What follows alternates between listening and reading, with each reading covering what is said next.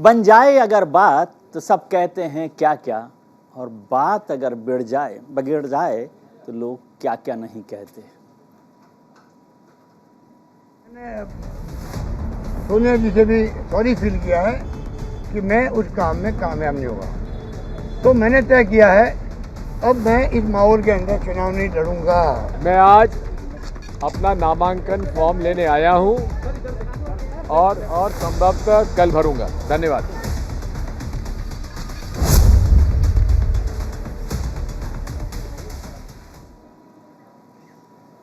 कांग्रेस के राष्ट्रीय अध्यक्ष का चुनाव दिलचस्प हो चला है। पार्टी की कमान अब भी सोनिया गांधी के हाथों में है और किसी गैर गांधी को अध्यक्ष बनाने पर जोर है। शशि थरूर ने दावेदारी पेश की है, अब दिग्विजय सिंह ने भी ऐलान कर दिया है। इसके अलावा और भी कई वरिष्ठ नेता रेस में बताए जा रहे हैं। कल आखिरी दिन है। पहले गहलोत के नाम पर मोहर लगती दिख रही थी कि राजस्थान में उनके समर्थक विधायक बगावत पर उतर आए। अब कोशिश पहले राजस्थान का रायता समेटने की है, साथ ही अध्यक्ष पद की चुनावी दौड़ भी जारी है। हालांकि इन सब के बीच आज 10 जनपद में सोनिया गांधी और केसी वेणुगोपाल की बैठक हुई और बैठक के बाद वेणुगोपाल ने साफ कहा कि अगले 1-2 दिन में सारी तस्वीर साफ हो जाएगी। इसके साथ साथ अभी खबर आई रही है कि सचिन पायलट 10 जनपद पहुंच गए हैं। और क्या हुआ जनपद में, 10 जनपद पर क्या हलचल रही, इसको हम समझ लेते हैं। आज की हलचल रही, सोनिया गांधी के साथ केसी वेणुगोपाल की बैठक हुई है, जो महासचिव हैं। उनके साथ बैठक के बाद उन्होंने कहा कि कांग्रेस अध्यक्ष पद के लिए कल तस्वीर साफ हो जाएगी। और एक और महत्वपूर्ण बात वेणुगोपाल ने कही कि राजस्थान सीएम पर भी अगले 2 दिन में फैसला हो जाएगा। अध्यक्ष के लिए नामांकन का कल आखिरी दिन है, 30 सितंबर तक नामांकन किया जाना है, तो उस नामांकन के बाद भी कुछ तस्वीर साफ होगी। दिग्विजय सिंह जो मध्य प्रदेश के मुख्यमंत्री भी रहे हैं, कांग्रेस के बड़े नेता हैं, उन्होंने भी अध्यक्ष का फॉर्म लिया है नामांकन भरने के लिए। 10 जनपद में सोनिया गहलोत की मुलाकात हुई, अशोक गहलोत के साथ मुलाकात हुई है उनकी। अशोक गहलोत का चुनाव लड़ने से इनकार किया है। उन्होंने कहा कि मैं अध्यक्ष पद का चुनाव नहीं लड़ूंगा।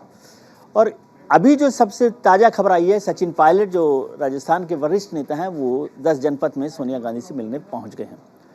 कांग्रेस के राष्ट्रीय अध्यक्ष के चुनाव को लेकर लगातार बात चल रही है। पार्टी की कमान के बाद क्या क्या हो रहा है, इस सब पर हम चर्चा करेंगे कि किस तरह से ये बात चल रही है, क्या क्या बदलाव हुए हैं और जो हमारे दावेदार हैं अध्यक्ष पद के लिए उनकी क्या स्थिति है, इसको भी हम लोग देखने की कोशिश करेंगे।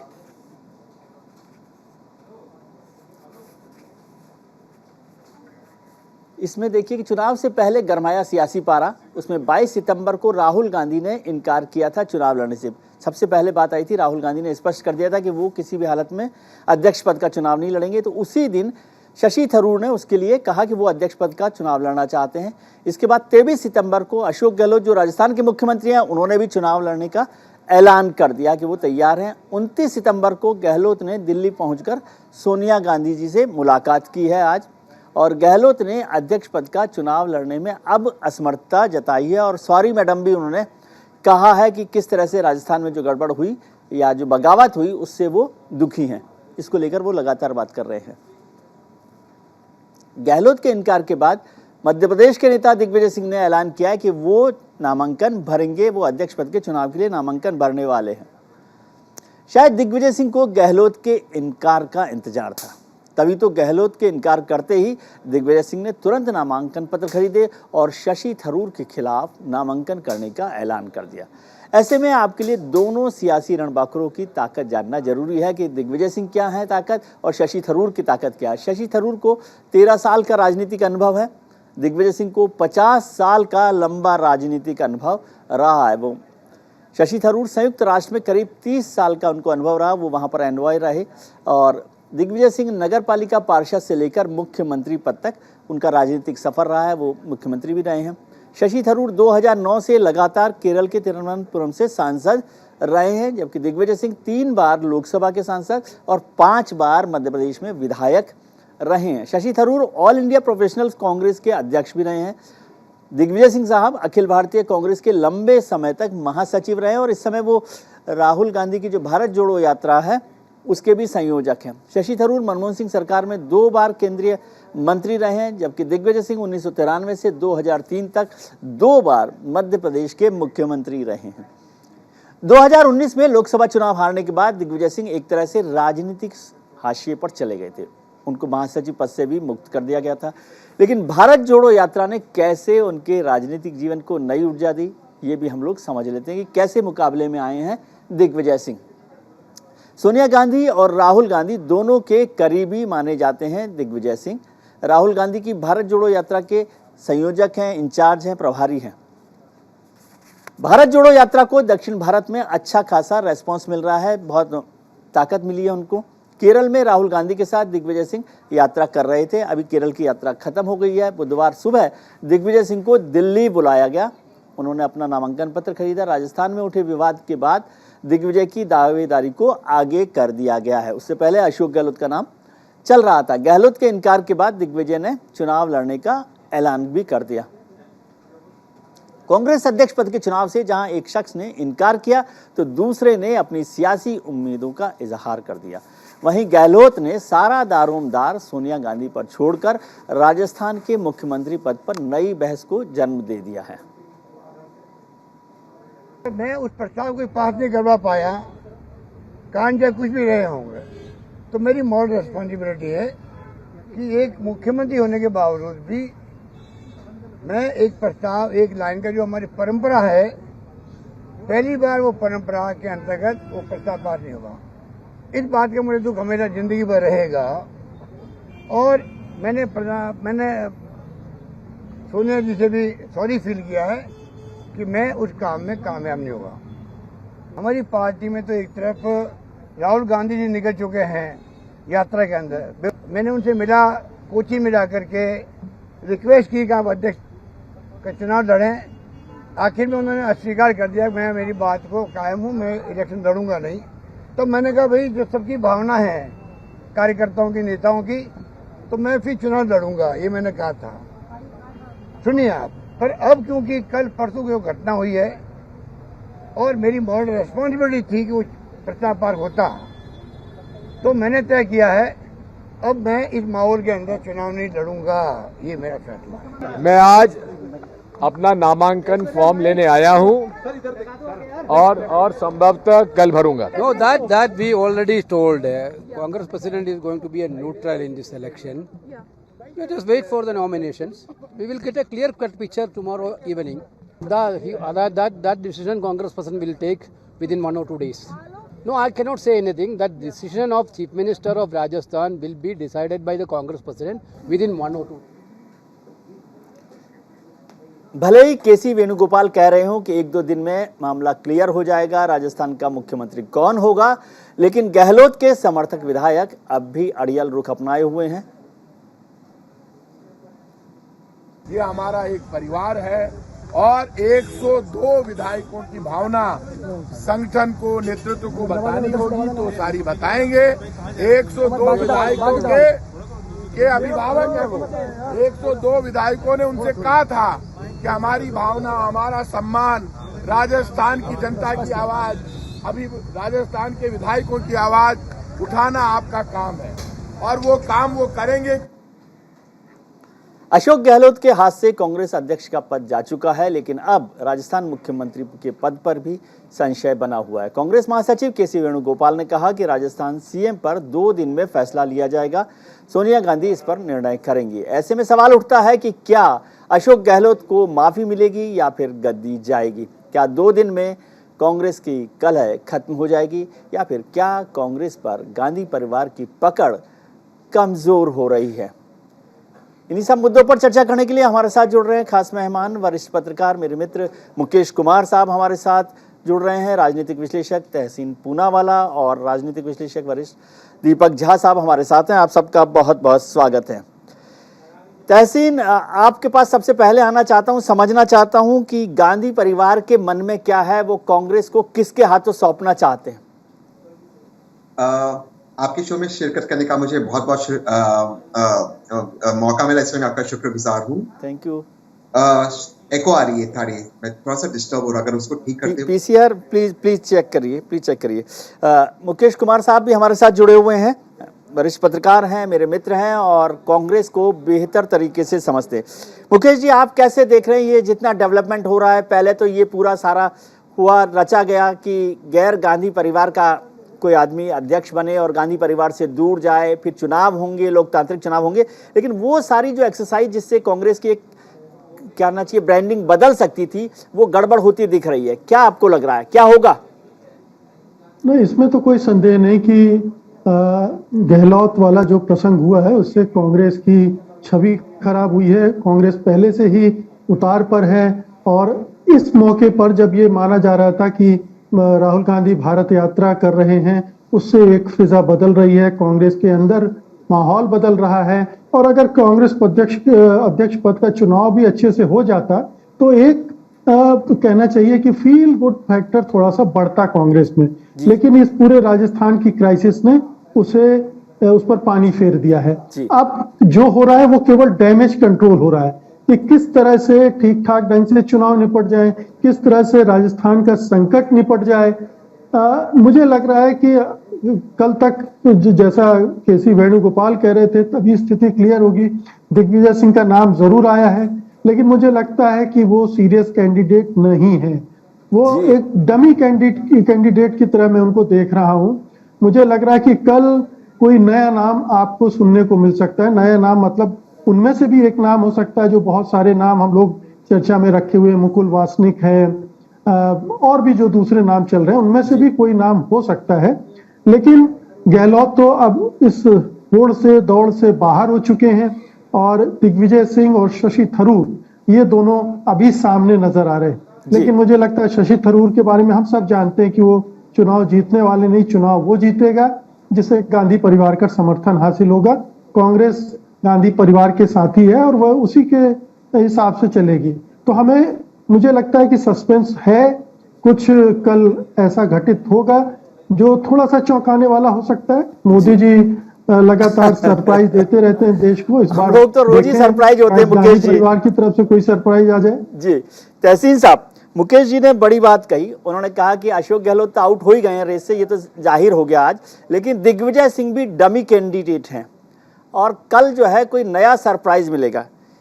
कुछ बताइए ना आप, कौन है नया सरप्राइज? तहसीन का शो में होने का मतलब है कि वो सरप्राइज हमें आज ही पता चले।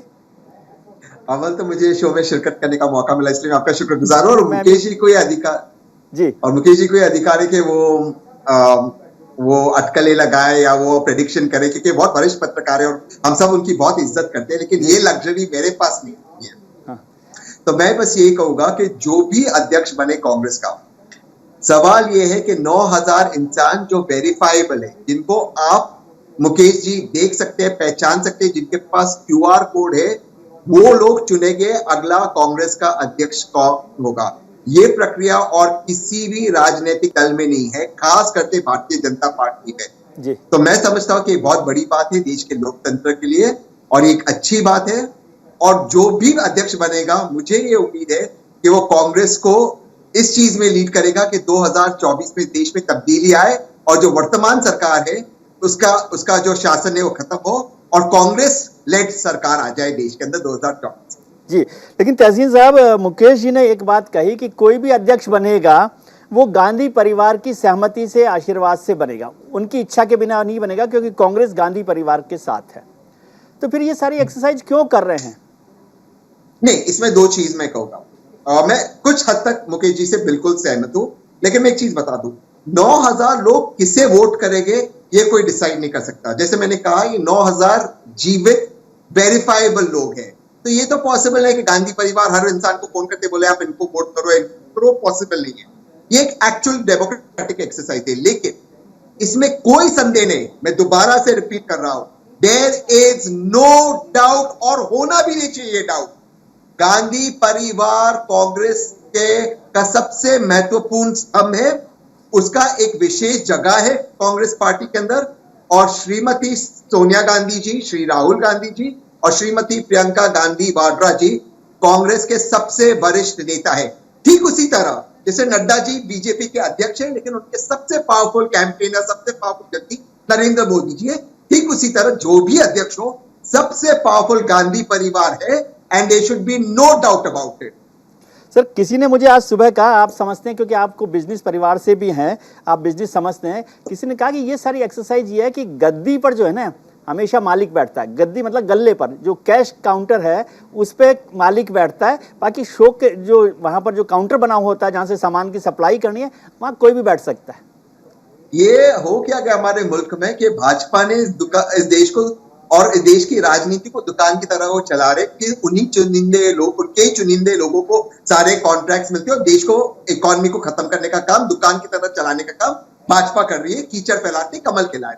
जहां तक कांग्रेस का सवाल, मैं आपको एक चीज बता दूं, कांग्रेस इस लाइक इस मुल्क का एक ट्रस्ट है और गांधी परिवार उस ट्रस्ट के ट्रस्टीज है और उस ट्रस्टीज के अंदर हम सब जो कांग्रेस के समर्थक है, हमारा ट्रस्ट पूरी तरह से गांधी परिवार है। ये दुकान की तरह नहीं, ये मोदी जी, नड्डा जी और अमित शाह जी की दुकान की तरह नहीं, जहां उनके 4 चुनिंदे लोग उनको आगे रखते वो दुकान चलाते। ये देश की पार्टी है और गांधी परिवार का विशेष स्थान। सर 20 साल में बीजेपी ने 8 अध्यक्ष बदल दिए। खैर इस पर हम चर्चा करेंगे। के पुरुष है जी, सभी आरएसएस के, ठीक है, इस पर हम डिबेट करेंगे। कांग्रेस के 136 साल के इतिहास में मैं 41 साल गांधी परिवार रहा है, बाकी तो अन्य अध्यक्ष रहे, लेकिन बीजेपी के जितने भी अध्यक्ष है सिर्फ पुरुष रहे और सिर्फ आरएसएस के। ये सवाल मैं भी पूछ सकता हूँ, ठीक है, पुरुष क्यों आरएसएस के? नहीं, ये आपका सवाल जायज है। दीपक झा साहब भी हमारे साथ जुड़े हुए हैं, बड़े गंभीर राजनीतिक विशेषज्ञ मैं उनको मानता हूं। दीपक जी, आपने तहसीन साहब को भी सुना, मुकेश जी को भी सुना, और देश में जो दिन भर से चल रहा है कांग्रेस में उसको आप देख ही रहे हैं जी। कैसे आप इसको एनालाइज करते हैं? देखिए विजय जी, मैं आपको विजय सर बोलूंगा क्योंकि आप नहीं। इस देश के उन महान और चुनिंदे पत्रकारों में जो देश की नब्ज को समझते हैं।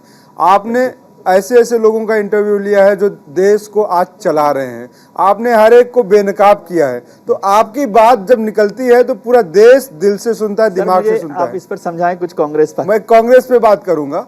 बात एक कांग्रेस मुद्दा नहीं है कि कांग्रेस पार्टी का अध्यक्ष कौन बनेगा, रहस्य को रहस्य रहने दिया जाए तभी वो रहस्य रहता। नहीं तो आज मैं आपके चैनल पे बता दूं, कोई ज्योतिषी तो हो नहीं, कोई तांत्रिक तो हो नहीं, कोई भविष्य दृष्टा तो हो नहीं, लेकिन हाँ हम लोग विश्लेषण कर सकते हैं कांग्रेस पार्टी में क्या हो रहा है। आज मुद्दा सिर्फ एक कांग्रेस पार्टी का लिए, लेकिन भाजपा इसको ऐसे प्रायोजित कर रही है, भाजपा के मंत्री, भाजपा के अध्यक्ष मुद्दों पे, राष्ट्रीय मुद्दों पे बात करने से कतराते हैं। आप उनको महंगाई पे एक सवाल कर दीजिए और चिकने घड़े की तरह बाहर भाग जाते हैं, लेकिन अगर कांग्रेस की एक बात कर दीजिए तो आपको बाइट देने सुबह से शाम खाली नहीं जाएंगे कि बोलेंगे हमसे ले लो, हमसे ले लो। बात यह है कि आज कांग्रेस की ये सौभाग्य है, कांग्रेस एक ऐसी पार्टी है उसके पास नेताओं की वटवृक्ष है। आप कमलनाथ का नाम ले लीजिए, दिग्विजय सिंह का नाम लीजिए, शशि थरूर का, अध्यक्ष के लिए तो एक अशोक गहलोत का। नहीं, अध्यक्ष चुनाव से मिलेगा ना, या स्टैम्प से मिलेगा कि नड्डा जी आ जाओ बैठ जाओ,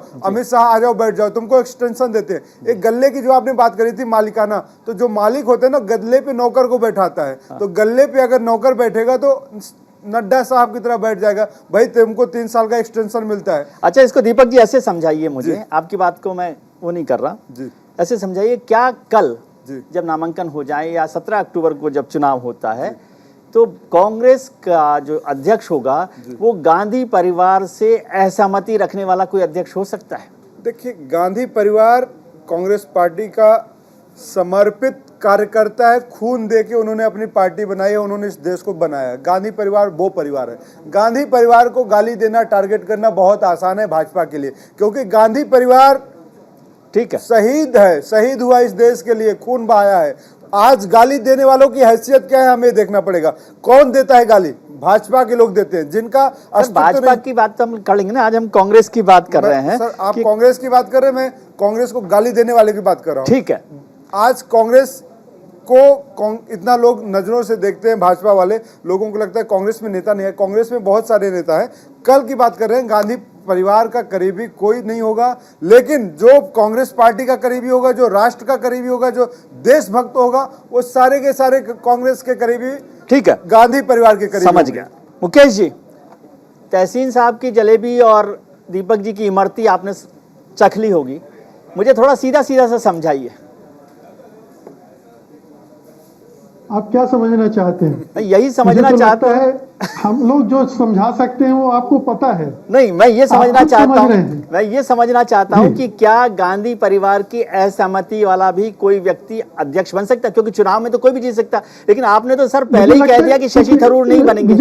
जी, मुझे लगता है कि ये सवाल बेमानी है। हमें हर पार्टी का अपना एक कैरेक्टर है, अपना चरित्र है, उसके काम करने का एक ढंग जी। है और वो एक जगह आकर खड़ी हो गई हैं। जी। वो उस तरह के सवाल हम न बीजेपी के बारे में कह सकते हैं कि क्या बिना आरएसएस का कोई सदस्य क्या प्रधानमंत्री बन सकता है, जी। क्या राष्ट्रीय अध्यक्ष बन सकता है, जी। ये सवाल वहां भी खड़े हो सकते जी। हैं। तो हर पार्टी का अपना एक एक चरित्र character। बन गया और कांग्रेस में के चरित्र का ये हिस्सा है अब खास तौर पर कि भाई एक गांधी परिवार है जो सीमेंटिंग फैक्टर की तरह कांग्रेस में काम करता है।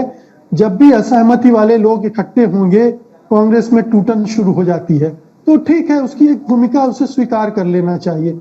मुझे लगता है कि गांधी परिवार को सही में उतना कोसने की जरूरत नहीं है जी। जितना हम लोग आमतौर पर कोसते रहते हैं। जी।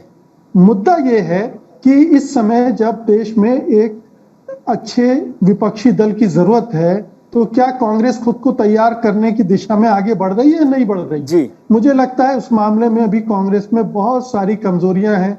वो अपना एक नैरेटिव नहीं ढूंढ पा रही है, एक रास्ता नहीं ढूंढ पा रही है, एक विचार, एक सपना, एक कार्यक्रम, और सबसे बड़ी बात है कि नेतृत्व के बारे में स्पष्टता।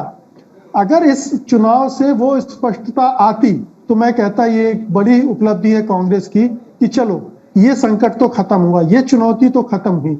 लेकिन जिस तरह से चुनाव हो रहे हैं वो कतई ये आश्वस्त नहीं करते हैं कि कांग्रेस अब नेतृत्व के मामले में स्पष्टता देश के सामने रखने जा रही है और अब वो विवाद से परी होगी और नेतृत्व उस तरह से काम करेगा जैसे किसी एक राष्ट्रीय राजनीतिक दल के नेतृत्व को काम करना चाहिए। तो ये सबसे मुकेश जी, बड़ा आपने एक सवाल बात आज कही जो मैं ये से सहमत हूँ कि हर पार्टी का एक कैरेक्टर होता है, जो भी हो उस पर आलोचना और समालोचना सब कुछ हो सकता है। जैसे कांग्रेस को गांधी परिवार का मैं सीमेंटिंग फैक्टर मानता हूँ, सब लोग मानते हैं कि कांग्रेस का सीमेंटिंग फैक्टर वो है, एडेसिव जो है वो गांधी परिवार है।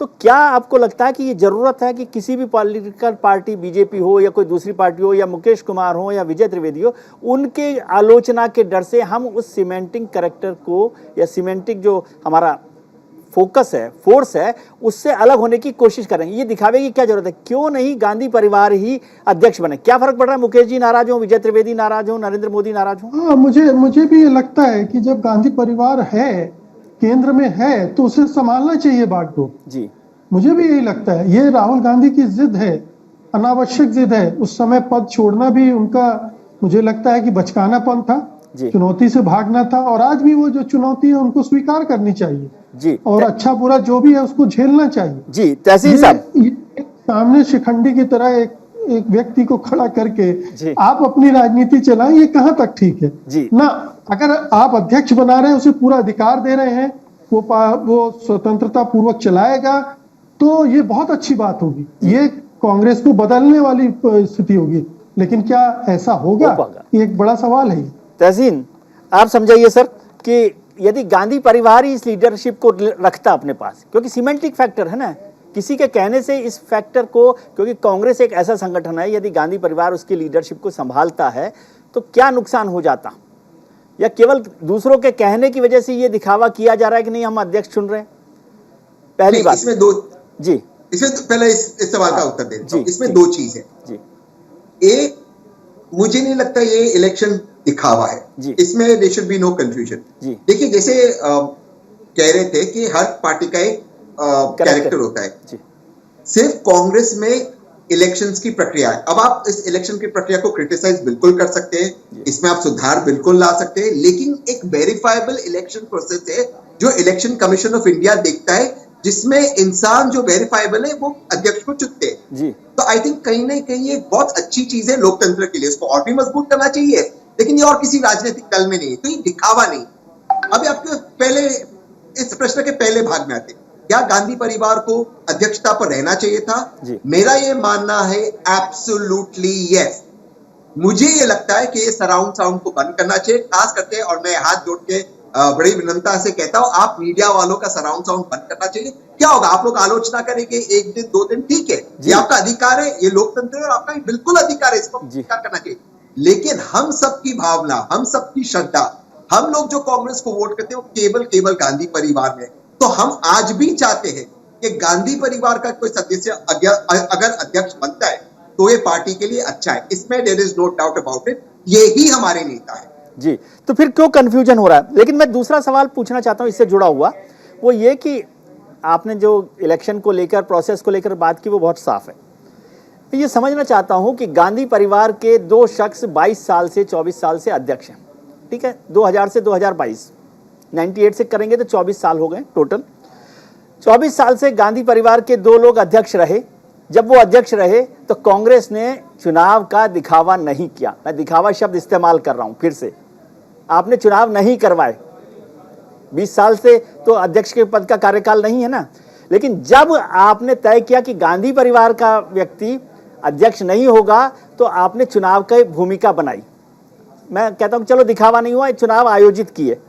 क्या ये आयोजन इसलिए नहीं किया गया कि जब भी कोई अध्यक्ष का चुनाव होगा और गैर गांधी परिवार के कैंडिडेट आएंगे तो 5 लोग खड़े होंगे और ये साबित होगा, ये तय किया जाएगा कि देखिए गांधी परिवार खड़ा रहता है तब यूनानिमस होता है, कोई दूसरा खड़ा हो, वो दिग्विजय सिंह हो, शशि थरूर हो, अशोक गहलोत हो, पवन बंसल हो, मुकुल वासनिक हो, तब पार्टी यूनानिमस अध्यक्ष नहीं चुनती। तो इस पार्टी का यूनानिमस लीडर सिर्फ गांधी परिवार हो सकता है।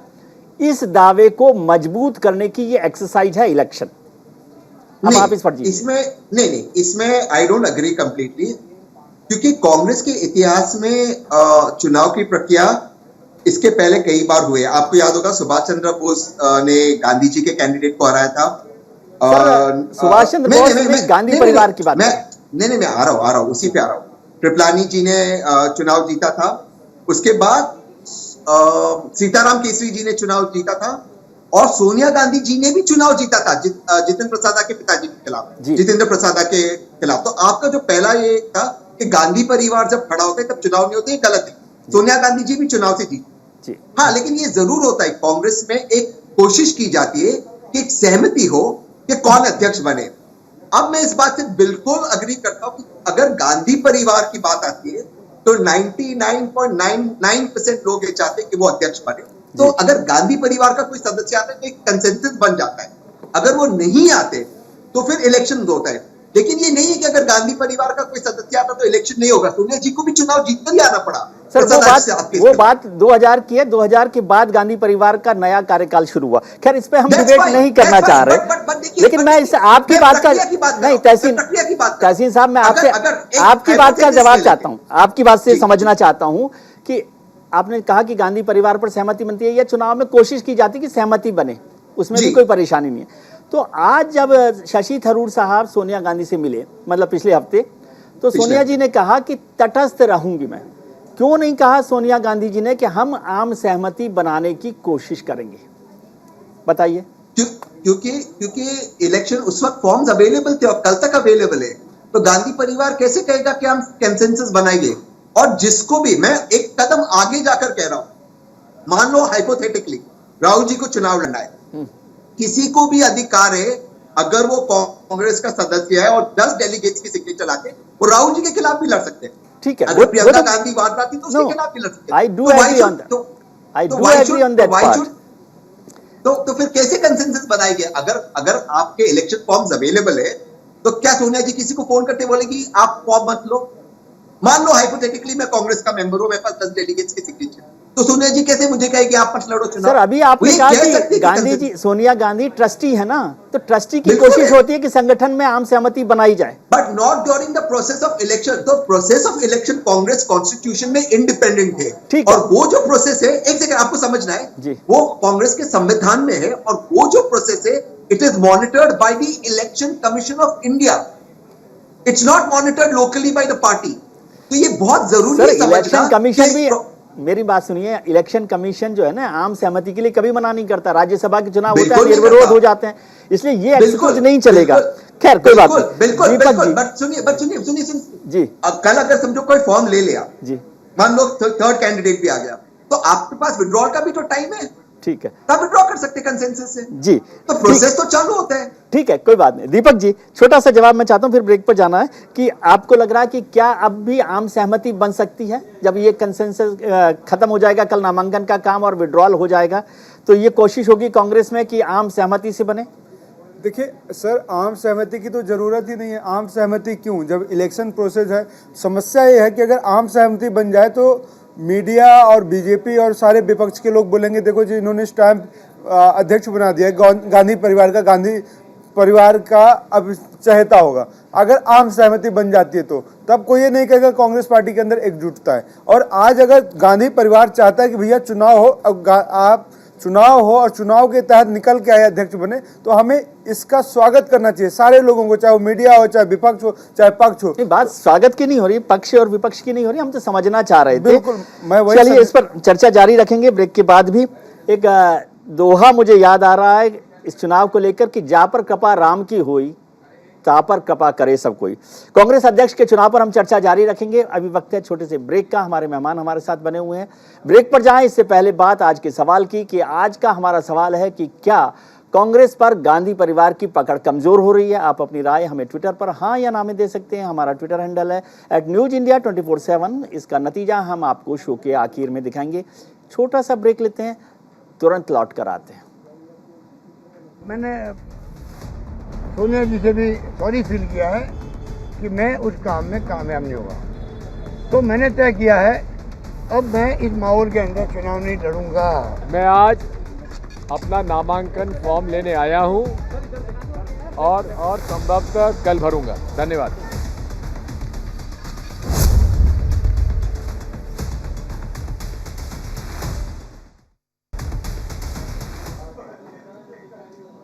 ब्रेक के बाद आपका एक बार फिर स्वागत है। हम चर्चा कर रहे हैं कांग्रेस अध्यक्ष के चुनाव को लेकर हो रही सियासी घमासान की कि किस तरह से घमासान चल रहा है।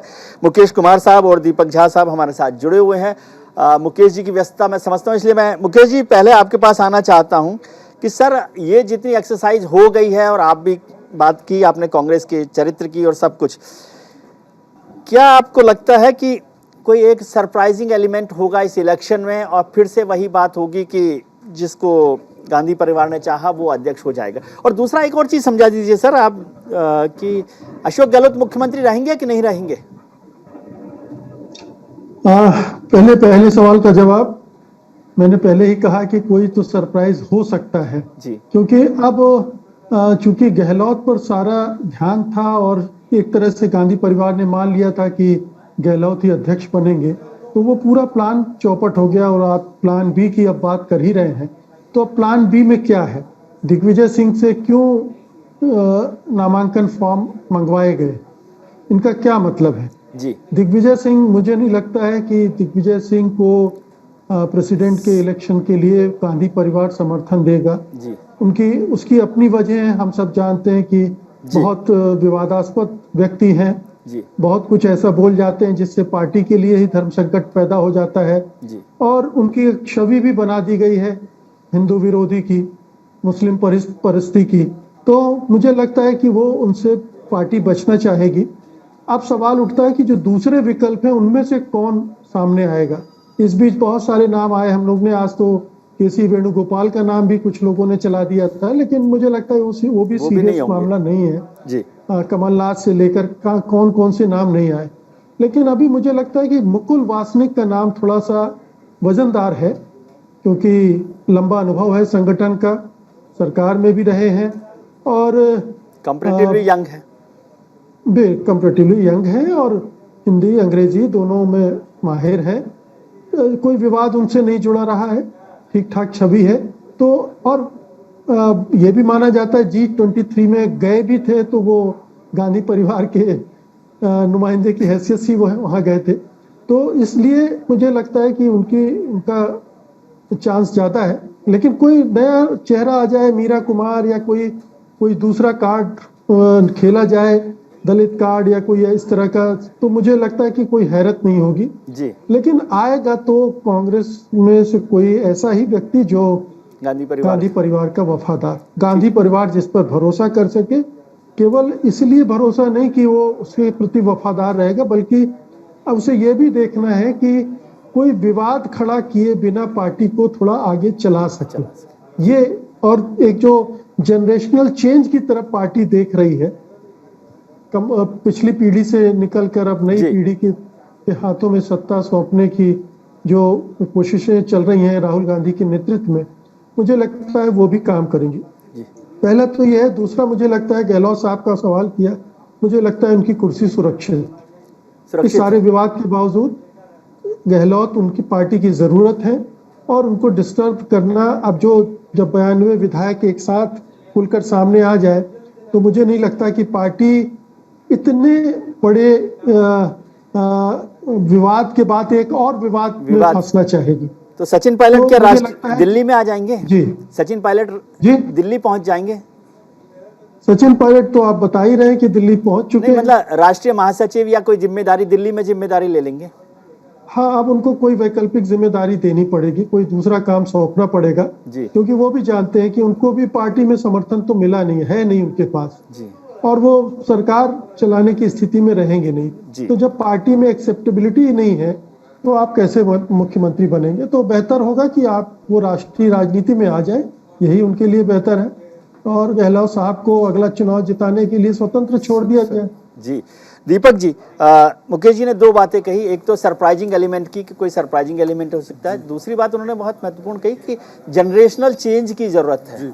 तो क्या यही वजह तो नहीं रही कि अशोक गहलोत साहब भी बहुत पुराने लोगों में से हैं, बुजुर्ग भी हो गए हैं, आप करीब 75 साल से ऊपर के हो गए हैं, तो उनको इस तरह का आभास था कि वो अध्यक्ष नहीं बन पाएंगे और एक जनरेशनल चेंज हो, एक यूथ कोई लीडर जो है वहाँ आए, आपको ऐसी संभावना दिख रही है? देखिए, दो चीज़ें हैं। एक मुकेश जी ने एक बात और कही थी सर, मैं उस पर भी जाना चाहूँगा कि विश्वास, गांधी परिवार का विश्वास जिसके पास हो वो भी अध्यक्ष हो। तो मैं उस बात पे आऊँगा, फिर आपका जवाब देता हूँ। जी, बात है जो चुनाव भी होते हैं, आम चुनाव का, ये विधायक का, सांसद का, पंच का, कोई भी चुनाव होता है तो जो जनता का विश्वास जीतता है वही चुनाव जीतता है। जी। एक बहुत सिंपल सा फार्मूला है। यहाँ भी गांधी परिवार, कांग्रेस सब एक ही हैं, परिवार की तरह। तो गांधी परिवार ने कोई ऐसा नहीं कि एक दिन में गांधी परिवार निकल के आया है, जिन्होंने आज़ादी के लिए खून बहाया है वो परिवार है और वो कांग्रेस पार्टी का भला चाहता है। वो चाहता है कि कोई ऐसा व्यक्ति चुन के आए। ये गांधी परिवार का जो आज़ादी की लड़ाई का जो किस्सा होता है, इस एफडी का इंटरेस्ट कब तक मिलेगा? हर एफडी का कोई इंटरेस्ट की वो होता है ना टाइम। सर, ये तो भारत माता जब तक रहेंगे, ये परिवार तब तक रहेगा। हम सब हमारी वंशज उनको जाएंगे, हमारे पूर्वज जाएंगे। इंटरेस्ट मिलने की बात कर रहा हूं, उस इंटरेस्ट की बात ये है कि भाजपा नई नवेली पार्टी है, 50 साल 40 साल पुरानी है। इनका सेकंड जनरेशन शुरू हो गया। जो लोग परिवारवाद की बात करते हैं सर, ठीक है, वो सेकंड जनरेशन सारे के सारे नेता उसमें आने लगे। चाहे राजनाथ सिंह का बेटा ले लीजिए, अनुराग ठाकुर का ले लीजिए, पीयूष गोयल का ले लीजिए, वसुंधरा राजे का ले लीजिए, कितना नाम लेंगे, सबके बेटे, सबके परिवार कोई ना कोई है। तो उस पर हम नहीं जाएंगे।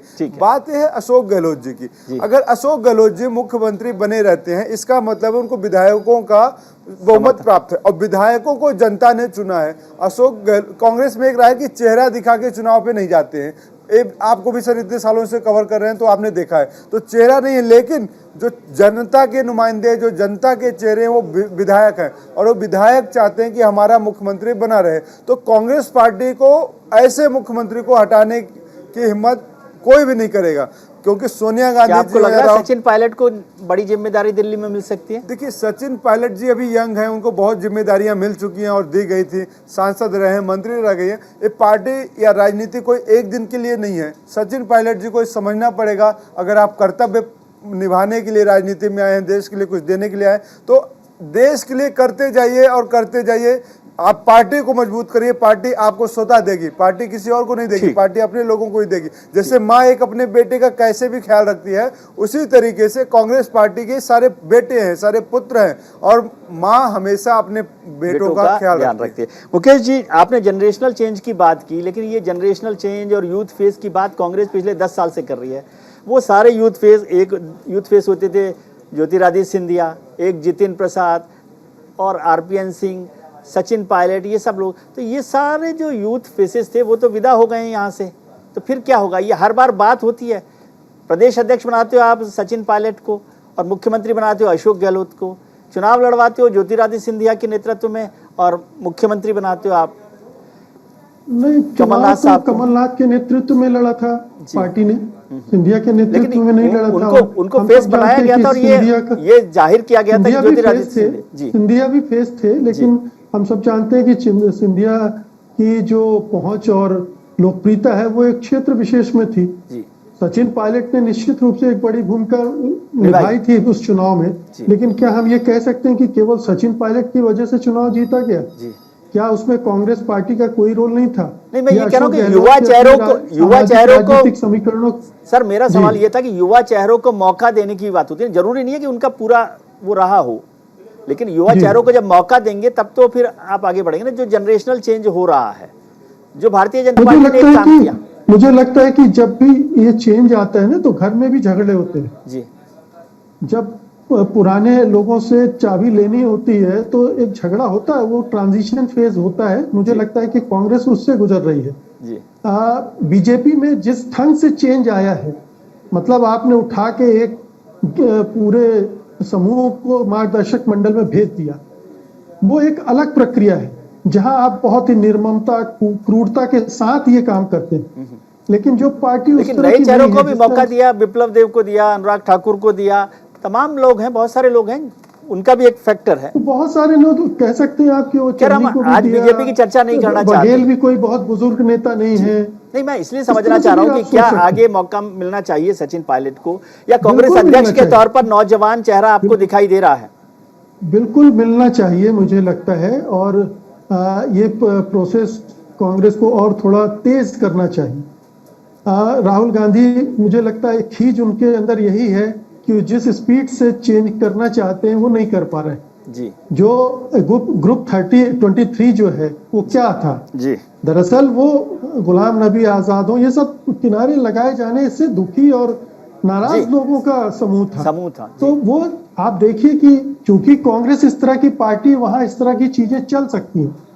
बीजेपी में जिस तरह का स्ट्रक्चर, ये अटल बिहारी वाजपेयी और आडवाणी के युग में वहां स्वतंत्रता थी, लोग बोलते थे, भरी सभा में उमा भारती कुछ बोल के निकल सकती थी।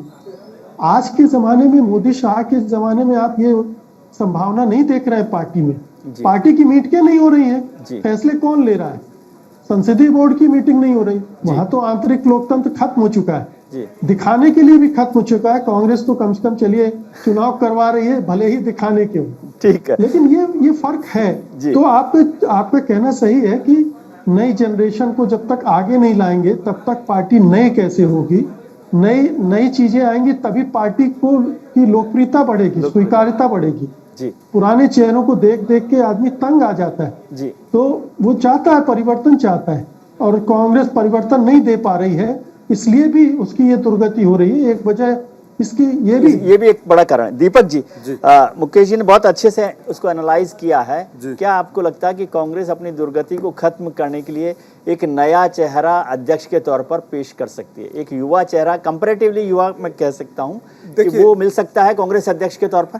देखिए सर, क्या होता है, मुकेश जी ने एक बड़ी अच्छी बात करी थी कि जब आपका ट्रांसफॉर्मेशन का टाइम होता है तो थोड़े से झगड़े होते हैं। जैसे एक एग्जांपल दूंगा मैं, आपको चोट लग जाए तो जब स्किन पुरानी हो जाती है तो नई स्किन आती है तो दर्द होता है थोड़ा सा।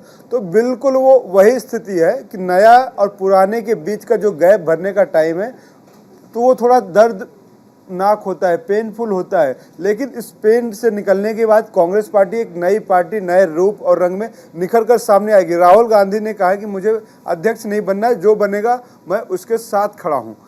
अब इसके बाद इफ एंड बट कुछ रह नहीं जाता। वो तो इस बात को ऐसे भी कह सकते कि राहुल गांधी जिनके साथ खड़े हैं वो अध्यक्ष बनेंगे। सर ऐसा नहीं है, बिल्कुल नहीं। अगर राहुल गांधी ऐसे खड़े होते तो देश के सर, प्रधानमंत्री मैंने आपसे ये पहला सवाल पूछा था कि क्या राहुल गांधी की नाराजगी या असहमति के बाद भी कोई अध्यक्ष बन सकता है? क्या आप इस पर हाँ कह सकते हैं आज? बिल्कुल हाँ कह सकता हूँ। राहुल गांधी जी का इस चुनाव में कोई रोल नहीं है, सोनिया गांधी जी का कोई रोल नहीं है। उनका रोल सिर्फ इतना है कि कांग्रेस को एक नया अध्यक्ष मिले, कांग्रेस आगे बढ़े, कांग्रेस देश को उस विचारधारा में, ये तो संगठन है, कांग्रेस है। अभी जैसे तहसीन जी ने भी कहा कि चुनाव आयोग भी उसको देख रहा होता है, एक अच्छे तरीके से चुनाव हो रहा है, तो संगठन का चुनाव होता रहेगा। इसमें गांधी परिवार क्या करेगा? देखिए ये बार बार हर चीज पे क्यों एहसान आप करते हैं? नहीं, गांधी परिवार का एहसान की बात नहीं है कांग्रेस पार्टी पे। गांधी परिवार की बात मैं कर रहा हूँ कि राहुल गांधी ने एक नारा दिया, भारत जोड़ो, उससे प्रभावित होकर अभी आप देखिए मोदी जी ने नारा दिया, जुड़ेगा इंडिया, जीतेगा इंडिया। तो ये आप देखिए, आप बताइए कि क्या है, भाजपा हर एक चीज को कॉपी करती है कांग्रेस में, है ना, कि आप चाहे नीतियों को ले, चाहे जो भी कार्यक्रम ले लें सरकार पे, तो सारे चीजों को लेती है। भाजपा निर्मम है, निर्मोही है, अपने नेताओं को कैसे कूट करके मार्गदर्शन मंडल में डाल देती है। 70-75 साल अभी भाजपा की चिंता करने का वक्त नहीं है ना, कांग्रेस की चिंता करने का वक्त है। और आपने जितना पेन कहा, तो मैं पूछ रहा हूँ कि ये लेबर पेन के बाद कोई कुछ अच्छी खबर आने वाली है? बिल्कुल अच्छी खबर आने वाली है। रहस्य को रहस्य रहने दीजिए। मैं वही कह रहा हूँ कि कांग्रेस अध्यक्ष का नाम बताने के लिए मैं आपके पास बिल्कुल नहीं आया हूँ, ना मैं बताने वाला हूँ, ना मुझे पता है ना किसी को पता है। मजेदार स्थिति तब होगी जब 19 तारीख को पता चला शशि थरूर अध्यक्ष पद के लिए निर्वाचित हो गए। नहीं, अब नहीं, वो नहीं हो सकता। जब मुकेश जी ने कह दिया कि शशि थरूर नहीं होंगे, तो मैं मुकेश जी को भी गांधी परिवार समझता हूं कांग्रेस का। नहीं, मुकेश जी ने उनकी समझ जो है उस पर मुझे शंका नहीं है। नहीं, मुकेश जी की समझ पे मुझे भी शक नहीं है, उनकी बातें बहुत अच्छी हैं। उन्होंने जो भी आकलन किया, विश्लेषण किया, बात यह है कि कांग्रेस यहाँ से नई ऊंचाइयां छूने वाली है। आप देखिए, क्योंकि अब कांग्रेस वो कांग्रेस नहीं है जिसको आप 5 सालों से देख रहे हैं, जिस पे आप सवाल कर रहे हैं। और रही बात 24 साल या 20 साल से एक अध्यक्ष, एक परिवार अध्यक्ष, परिवार की बात नहीं होती है। बात ये परिवार में लोगों का विश्वास है, वो परिवार जो देश को अपना परिवार मानता है। सर, मुझे कोई आपत्ति नहीं है, आप 5 साल रखे, 50 साल रखे, मेरी कोई आपत्ति इसमें नहीं है। मैं तो ये जो सारा प्रोसेस चल रहा है उस पर चर्चा हम लोग कर रहे थे। खैर, बहुत बहुत शुक्रिया सर, मुकेश कुमार जी का बहुत शुक्रिया, तहसीन पूनावाला साहब का और दीपक झा साहब का बहुत बहुत शुक्रिया कि आपने इस चर्चा में हिस्सा लिया। फिर कांग्रेस अध्यक्ष के चुनाव में पता नहीं क्यों मुझे ये तुलसी याद आते हैं कि जा पर कृपा राम की हुई, ता पर कृपा करे सबको ही। गांधी परिवार के नेतृत्व में, गांधी परिवार की सहमति से ये कांग्रेस अध्यक्ष का चुनाव होने वाला है। आज हमने शो की शुरुआत में आपसे एक सवाल पूछा था कि क्या कांग्रेस पर गांधी परिवार की पकड़ कमजोर हो रही है। इस पर 43% लोगों ने हाँ के पक्ष में अपना वोट किया है, वहीं 57% लोग इसके पक्ष में नहीं हैं। यानी 57% लोग अब भी समझते हैं कि गांधी परिवार की पकड़ कांग्रेस पर है और गांधी परिवार है तो कांग्रेस है। आपने राजनेताओं की बात सुनी, हमारे पैनलिस्ट की बात सुनी, अब छोटी सी बात मेरी भी, यानी विजय व्यू। अध्यक्ष पद के कई दावेदार, कांग्रेस में असमंजस बरकरार, साथ ही कांग्रेस की छवि कैसे सुधरेगी इस पर भी बड़ा सवाल है। हर कोई राजनीतिक पासे फेंक कर सही चाल चलने का इंतजार कर रहा है। अशोक गहलोत ने अपना पासा सॉरी मैडम बोलकर उठा लिया और बेनिफिट ऑफ डाउट के साथ बाहर हो गए। आपको बता दें कि आज है वर्ल्ड हार्ट डे, लेकिन कांग्रेस पार्टी के तमाम नेताओं के दिल में धुकधुकी बढ़ी हुई है कि चुनाव के बाद किसकी अध्यक्षता में टीम लीड करेगी।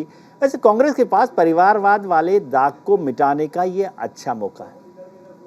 या ऐसा भी हो सकता है कि कांग्रेस उस डिटर्जेंट टिकिया का इस्तेमाल करने में ज्यादा कंफर्टेबल है जो कहता है कि दाग अच्छे हैं।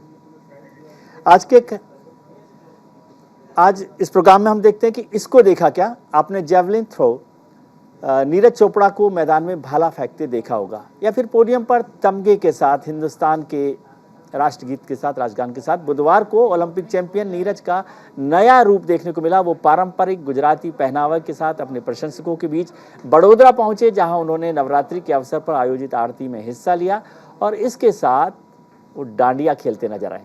आपको बता दें कि आज से गुजरात में नेशनल गेम्स का भी आगाज हो गया है, जिसमें नीरज चोपड़ा हिस्सा लेने गए हैं।